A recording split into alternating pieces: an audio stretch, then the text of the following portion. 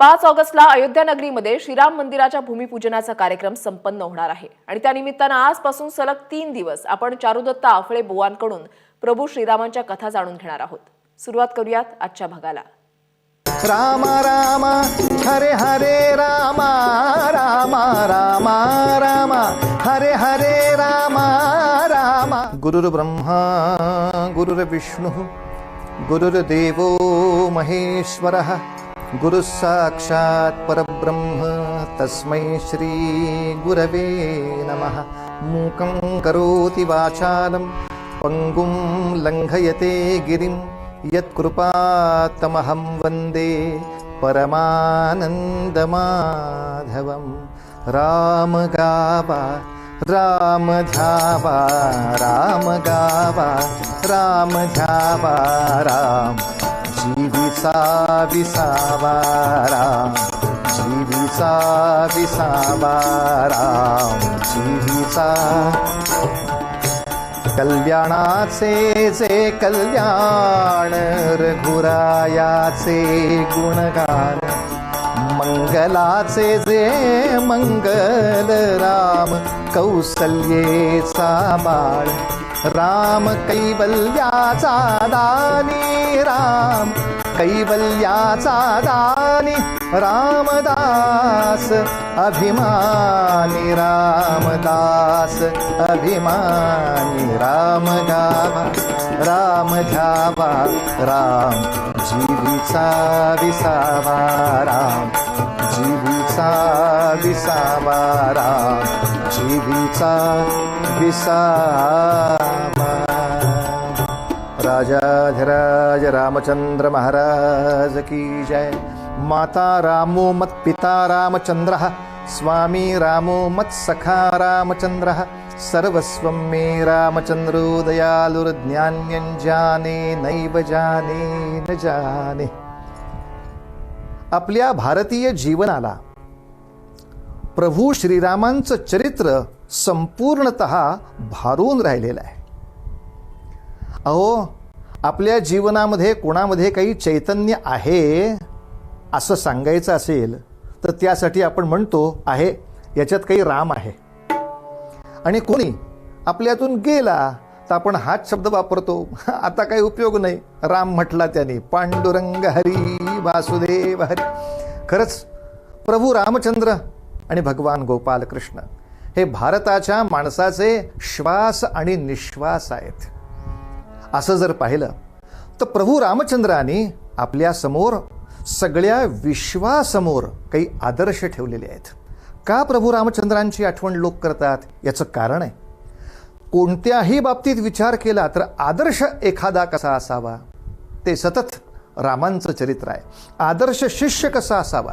अहो, प्रभू रामचंद्रांचा जन्म झाला ते 15 वर्षाचे फक्त होते। अशा वेळेला विश्वामित्र नावाचे ऋषी त्या दशरथ महाराजांच्या दारात येऊन उभे राहिले, राजवाड्यामध्ये राजभवनामध्ये आले। अहो, ऋषी आले द्वाराशी दशरथ राजा उठोनी करी नमन काय हवे मागावे काय हवे मागावे काय करू राखण्यास धर्मजन। राम राम राम हरे हरे राम राम राम राम हरे हरे राम राम राम राम सीतापते राम राम राम राम रघुत्तमा राम राम राम राम हरे हरे राम। ऋषीवर्य, तुमच्यासाठी मी काय करू? अशा वेळेला विश्वामित्र सांगतात, मला तुझा रामचंद्र पाहिजे। का? अरे, आम्ही अरण्याच्या आणखीन खोल खोल भागामध्ये जाऊन जी आश्रम निर्माण करतो, जी यज्ञ संस्था निर्माण करतो, त्यांनी विश्व कल्याणाचे संस्कार सगळीकडे होत असतात। सगळ्या वनवासी बंधूंपर्यंत संस्कृतीची धारा पोचत असते। अशा आमच्या या शिक्षण केंद्रावरती, आमच्या या संस्कार केंद्रावरती, आमच्या या सगळ्या उत्तम मानव कल्याणाच्या उपासना ज्या ठिकाणी केल्या जातात अशा ठिकाणी राक्षसांचा उपद्रव होतो आहे. त्या राक्षसांचा उपद्रव थांबवण्यासाठी मला प्रभू रामचंद्रांची आवश्यकता आहे. दशरथ राजे थोडे घाबरत होते, पण तरी संमती मिळाली. वसिष्ठांनीच रदबदली केली आणि राम लक्ष्मण दोघंही विश्वामित्रांच्या बरोबर अरण्यात आले. आदर्श शिष्य कसा असावा याचं हे उदाहरण आहे. विश्वामित्र ऋषी असं म्हणाले होते, रामा आपल्याला दक्षिण दिशेला जायचं आहे. पण मार्गात चालता चालता अचानक समोर पांढऱ्या रंगाचे डोंगर दिसायला लागले आणि लक्ष्मणाच्या लक्षात असं आलं, अरे पांढऱ्या रंगाचे डोंगर म्हणजे बर्फाचे डोंगर, म्हणजे हिमालयाचे डोंगर हे अयोध्येच्या उत्तरेकडे आहेत. गुरुजी तर म्हणाले होते आपण दक्षिण भागाकडे चाललोय, रस्ता तर चुकलो नाही ना आपण. आणि अशा वेळेला रामचंद्रांनी हात जोडून अतिशय नम्रपणे आपल्या गुरुजींना विचारलं, गुरुजी तुमच्या ज्ञानाचा अधिक्षेप करावा अशी इच्छा नाही, पण विचारतो. हा आदर्श आहे की आपल्या गुरूंशी कसं बोलावं. एखादी शंका जरी विचारायची असेल, ओ मास्तर तुम्हाला काय कळतंय का, कुठं चाललोय आपण, ही भाषा आपल्या संस्कृतीला शोभणारी नाही. हात जोडून तुमच्या ज्ञानाचा मला अपमान नाही करायचा, पण आपण असं तर झालं नाही ना, असं विचारलं. आणि विश्वामित्रांच्या डोळ्यातून घळघळा अश्रुधारा सुरू झाल्या. का? अहो ते बर्फाचे डोंगर नव्हते, ते राक्षसांनी खाऊन टाकलेल्या माणसांची जी हाडं टाकलेली होती त्या हाडांचे डोंगर होते. ते डोंगर पाहिल्यानंतर रामचंद्र लक्ष्मण प्रक्षुब्ध झाले. विश्वामित्रांनी त्यांना सर्व शास्त्रविद्या आणि सर्व शस्त्रविद्या या प्रदान केल्या आणि गुरूंनी दिलेली विद्या आपण पूर्णतः त्याचं सार्थक करून रामचंद्रांनी त्या आश्रमाचं संरक्षण केलं, सज्जनांचं रक्षण केलं, ऋषीमुनींचं अतिशय सुंदर प्रकाराने अशा रीतीनं परित्राण केलं. हा आदर्श रामचंद्रांचा आहे की आपल्याला गुरुकडून जे शिक्षण मिळालं, गुरुकडून जो वारसा मिळाला, ते शिक्षण, ती योग्यता, ती वापरून आपण सज्जनाचं रक्षण केलं पाहिजे, आपण ऋषीजनाचं रक्षण केलं पाहिजे. हा आदर्श एक आदर्श शिष्य म्हणून रामचंद्रांनी दिला. गुरूंशी वागताना कुठेही आपण राजपुत्र आहोत हा दर्प येऊ दिला नाही. त्यांनी सांगितलं त्याप्रमाणे विद्यार्जन केलं आणि त्या विद्येचं समाजाच्या कल्याणासाठी व्यय करून सार्थक करून दाखवलं. असे आदर्श प्रभू रामचंद्र आहेत. आदर्श शिष्य कसा असावा, तर गुरूंच्याकडून नम्रतेनं ज्ञान घ्यावं आणि ते ज्ञान विश्वकल्याणासाठी वापरावं आणि गुरूंना संतोष द्यावा, त्याला आदर्श शिष्य असं म्हणतात. हा आदर्श आपल्या प्रभू रामचंद्रांनी दिला. म्हणून रघुपती राघव राजा राम पतित पावन सीताराम. रघुपती राघव राजा राम पतित पावन सीताराम.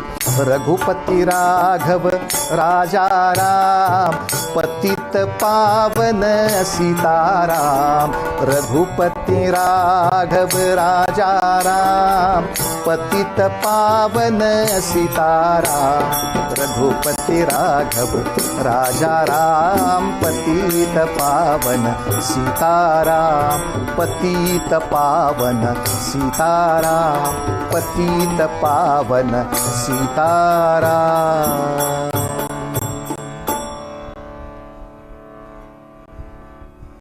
विश्वामित्रांच्या यज्ञाचं रक्षण केलं आणि पुढे प्रभू रामचंद्र आपल्या गुरुजींच्या बरोबर जनकाच्या राजदरबारी गेले. महाराज जनक यांनी आपल्या मुलीचं स्वयंवर आरंभलं होतं. ते सीतेचं स्वयंवर, त्याचा पण जो होता तो जिंकून रामचंद्र पुन्हा अयोध्येला परतले. आता त्यांचं जे आदर्श पुत्रत्व आहे ते आपल्याला पाहायचं आहे. आदर्श मुलाची कोणती लक्षणं प्रभू रामचंद्रांनी सर्व विश्वाला आदर्श म्हणून दिली ती जर पाहिजे असतील तर वयाच्या 16व्या वर्षी रामचंद्र परत आलेत आणि वयवर्ष 16 ते वयवर्ष 26 त्यांनी अयोध्येचा राज्यकारभार आपल्या वडिलांच्या हाताखाली त्यांच्या मार्गदर्शनाप्रमाणे घेतला आहे. यानंतर आता प्रभू रामचंद्राला राज्यावरती बसवावा आणि आपण थोडी निवृत्ती घ्यावी म्हणून दशरथ राजांनी असं जाहीर केलं की आता याच्यानंतर प्रभू रामचंद्रांना मी राज्याभिषेक करतोय. पण ही वार्ता सगळीकडे पोचली मात्र. मग त्या रामचंद्रांची जी सावत्र आई कैकेयी, तिच्याबरोबर असलेली जी दासी मंथरा, तिनं सांगितलं, अगं वेडे, रामाला अभिषेक झाला तर तुझ्या नशिबाला कायमची गुलामी येईल. तेव्हा आत्ताच दशरथाला बोलव आणि त्याच्याकडून मागणं मागून घे. अगं तुझे 2 वर अजूनही दशरथाने तुला द्यायचे आहेत, ते मागणं मागून घे. आणि त्याच्यामध्ये भरताला म्हणजे तुझ्या मुलाला राजसिंहासन माग आणि रामचंद्राला 14 वर्षाचा वनवास माग, म्हणजे भरताचं राज्य अगदी व्यवस्थित होईल. तिनं दशरथ राजांना बोलवून घेतलं आणि कैकेयीनं सांगितलं, राजा व्हावा भरतची माझा,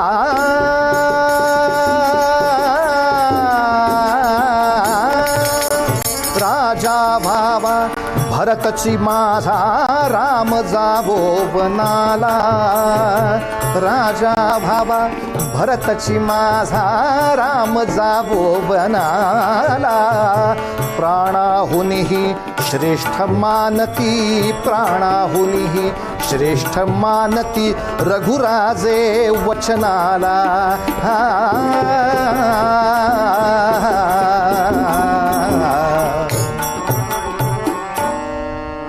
ते ऐकलं मात्र दशरथ राजाच्या हृदयावर असा तीव्र आघात झाला.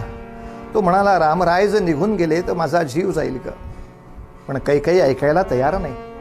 अशा वेळेला रामचंद्रांना बोलवलं आणि रामचंद्रांना सगळी गोष्ट समजली. अहो, एखाद्या मुलानं आपल्या वडिलांवरच केस ठोकली असती की अहो तुम्ही काल सांगितलं की मला राज्य देणार आणि आज लगेच सांगता की माझ्या सावत्र भावाला तुम्ही राज्य देणार आणि मला राज्य देणार नाही, बघतोच तुमच्याकडे. अशी कोर्ट कचेरी कुणी केली असती हो. पण आदर्श पुत्र कसा असावा? आपल्या आई वडिलांच्या इच्छेसाठी आपल्या वडिलांनी दिलेलं वचन पूर्ण झालं पाहिजे. आपल्या सावत्राई का असे ना, तिची मनीषा, तिला आनंद मिळाला पाहिजे. यासाठी प्रभू रामचंद्र स्वतः वनवासात सुखाने जायला तयार झाले. खरंच आपल्या मातापितांच्या सुखासाठी, आपल्या आई वडिलांच्या आनंदासाठी स्वतःच्या सुखाला जो आवर घालू शकतो त्याला श्रेष्ठ पुत्र असं म्हणतात. आपण हे आदर्श ऐकल्यानंतर आपल्याला कळेल, या कथा फक्त एका देशासाठी नाहीत.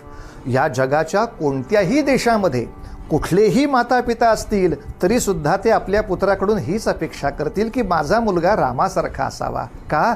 आमच्या आनंदासाठी, आमच्या काही क्षणिक, काही छोट्या छोट्या गोष्टींच्या सुद्धा पूर्ततेसाठी माझ्या पुत्रानं थोडं का होईना आपलं सुख बाजूला करून एक श्रेष्ठ वचन पालनाचा इथे आनंद मिळवावा, एक आदर्श मिळवावा. खरंच आदर्श पुत्र राम नव्हे, त्याच्याबरोबर लक्ष्मणही वनवासात निघाले, सीता माऊलीही वनवासात निघाल्या. पण रामचंद्राने वनात गेले तरी सुद्धा ते राज्यावरून दूर झाले होते, मानवी कर्तव्यामधून नव्हे. त्यांना जी आवश्यक राजकर्तव्य होती ती वनवासातही सुखाने करता येणार होती. उलट त्यांनी सांगितलं, बाबा, आई, अहो तुमच्यामुळे मला ऋषीजनांची सेवा करता येईल, मला या वनामधल्या लोकांच्या भेटी घेता येतील. राजानं फक्त राजधानीतच असणं हे काही फार चांगलं नाही. इतक्या सगळ्या सामान्यामध्ये मला मिसळून जर त्यांची सुखदुःख आपल्याला बरोबर घेता आली, त्यांची दुःख जर दूर करता आली, तर ह्यापेक्षा आनंदाचा क्षण कोणता? असा मुलगा, असा राजा, असा कोणाला आवडणार नाही. म्हणून रामदास स्वामी मूळ पद्यामध्ये म्हणतात की हा राम जसा गायला पाहिजे तसे त्याचे गुण ध्यान करून आपण आत्मसात केले पाहिजेत, म्हणजे मग तो आपल्या जीवाचा विसावा होतो. राम गावा, राम ध्यावा, राम जीवीचा विसावा, राम जीवीचा विसावा, राम जीवीचा विसावा, राम जीवीचा विसावा. मंगलाचे जे मंगल राम कौसल्येचा बाळ, कल्याणाचे जे कल्याण रघुरायाचे गुणगान, राम कैवल्याचा दानी रामदास अभिमान, रामदास अभिमानी रामदास अभिमानी राम घ्यावा राम घ्यावा राम घ्यावा राम घ्यावा राम घ्यावा राम घ्यावा राजाधिराज रामचंद्र महाराज की जय।